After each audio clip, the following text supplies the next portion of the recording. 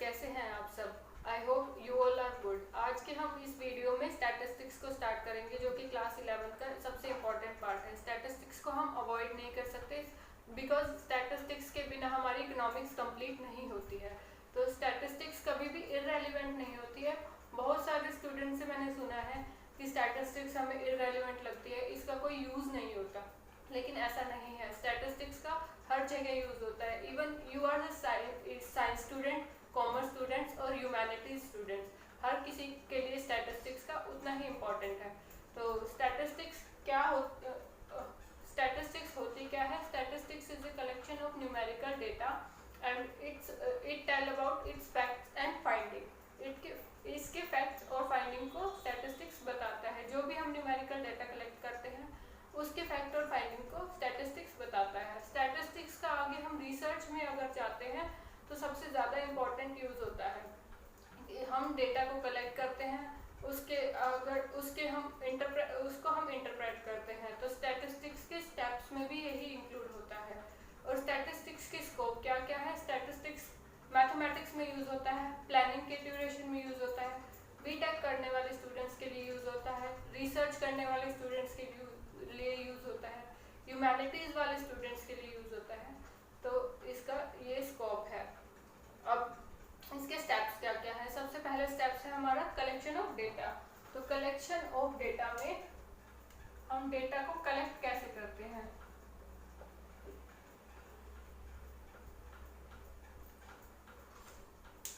Data को collect करने के लिए हमें पहले पता होना चाहिए कि हम किस लिए डेटा को कलेक्ट कर रहे हैं। तो हमें अगर वैक्सीन लगवानी है, अगर हमें कोविड-19 के लिए वैक्सीन लगवानी है, तो हम कैसे डेटा को कलेक्ट करेंगे? उसके लिए हम सबसे पहले एज ग्रुप को डिवाइड करेंगे। तो एज ग्रुप को डिवाइड करने से पहले सबसे पहले हम जाएंगे, देखेंगे कि 45 प्लस कितने हैं, 18 प्लस कितने हैं। फिर उन सब का डेटा कलेक्ट करके उसको ऑर्गेनाइज करेंगे। ऑर्गेनाइज करने के लिए हमें 18 प्लस को अलग से रखना होगा और 45 प्लस को अलग से रखना होगा। और उससे छोटे वालों के लिए भी वैक्सीन आ रही है, तो उसके लिए हमें उसको ऑर्गेनाइज करना होगा। उसके बाद हमें प्रेजेंटेशन देनी होती है डेटा की। तो डेटा की प्रेजेंटेशन हम किस फॉर्म में दे सकते हैं? टेबुलर फॉर्म में भी दे सकते हैं, पाई चार्ट फॉर्म में भी दे सकते हैं, और ग्राफिकल फॉर्म में भी इसका प्रेजेंटेशन होता है। अब एनालिसिस कैसे करते हैं? जो हमने डेटा कलेक्ट किया है कि जो ये डेटा है ये सही है क्या नहीं है, तो उसके लिए भी बहुत सारे सॉफ्टवेयर आते हैं जिसके लिए हम डेटा का एनालिसिस करते हैं। और अब हमें डेटा का इंटरप्रिटेशन की क्या ज़रूरत पड़ती है? डेटा इंटरप्रिटेशन के बिना हमारी स्टैटिस्टिक्स आगे नहीं चल सकती। स्टैटिस्टिक्स एनालिसिस के बाद interpretation is the last step for statistics. Now what are the uses of statistics in economics? Economics में इसका क्या क्या यूज़ है? तो जब हम हाइपोथेसिस क्रिएट करते हैं तो हम इसको स्टैटिस्टिक्स को यूज़ करते हैं। फॉर एग्जांपल, जैसे कि मैंने अभी आपको वैक्सीन वाला एग्जांपल दिया, तो अलग अलग डेटा हम कलेक्ट करेंगे, उसको ऑर्गेनाइज करेंगे, उसको प्रेजेंट करेंगे। नाउ स्टैटिस्टिक्स के फीचर क्या क्या हैं? Statistics is numerically expressed. Statistics को सबसे पहले हम न्यूमेरिकली एक्सप्रेस करते हैं। इसको हम क्वालिटी के फॉर्म में एक्सप्रेस नहीं कर सकते। लाइक फॉर एग्जाम्पल, जब भी हम सबसे पहला फीचर है ये, जब भी हम स्टैटिस्टिक्स की बात करेंगे तो इसमें सिर्फ क्वांटिटेटिव इंफॉर्मेशन आएगी, क्वालिटेटिव इंफॉर्मेशन का यूज नहीं होता। तो हमें किसी का वेट मेजर करना है,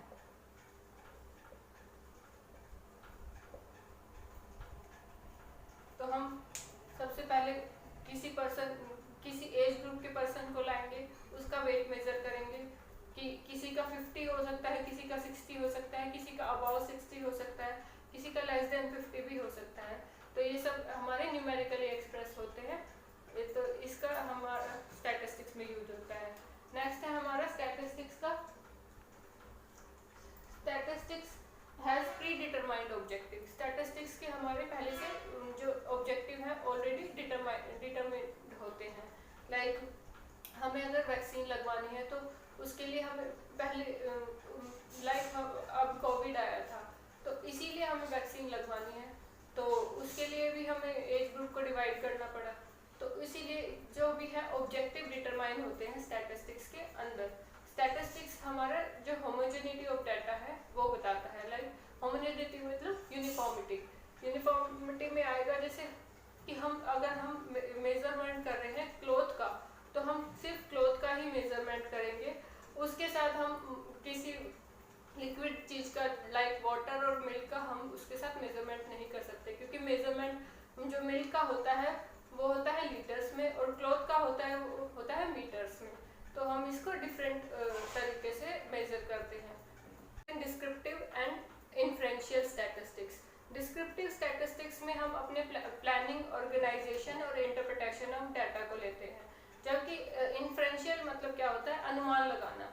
तो हम जो भी अनुमान लगाते हैं वो इस इन्फ्रेंशियल के अंदर आती है। लाइक अगर हमें किसी के हाइट मेजर करनी है तो सबकी इक्वल, अगर हमें 12th क्लास के किसी 12th क्लास के एक ग्रुप की हाइट मेजर करनी है तो सबकी इक्वल ही होती है, किसी की 5 होती है, किसी की 5.4 होती है, या फिर किसी की सबकी आसपास आती है, तो हम उसका जो एवरेज निकलता है वो एक रिलायबल एवरेज होता है। लेकिन अगर हम किसी का वेट मेजर करते हैं तो उसका हम किसी का 60 होता है, किसी का 40 होता है, किसी का मोर देन 40 होता है, तो उसका हम सिर्फ अनुमान लगा सकते हैं, उसको हम एक रिलायबल डेटा के अंदर ले नहीं सकते। तो ये डिफरेंस है डिस्क्रिप्टिव और इन्फ्रेंशियल स्टैटिस्टिक्स के अंदर।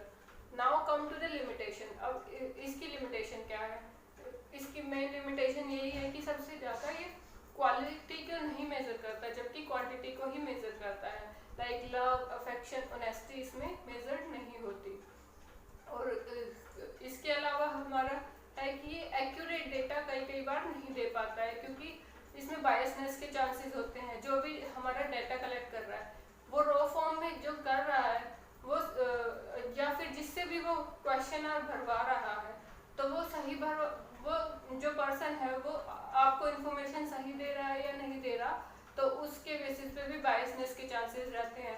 या फिर कुछ लोग होते हैं कि कलेक्ट करने तो चले जाते हैं लेकिन वो उनके पास सिचुएशन ऐसी क्रिएट नहीं हो पाती कि वो कलेक्ट कर पाए, तो वो ऐसे ही उसको एक आइडिया लेके ही हमारी जो रिसर्च है उसके अंदर डाल देते हैं, जिससे कि बायसनेस के चांसेस बढ़ जाते हैं।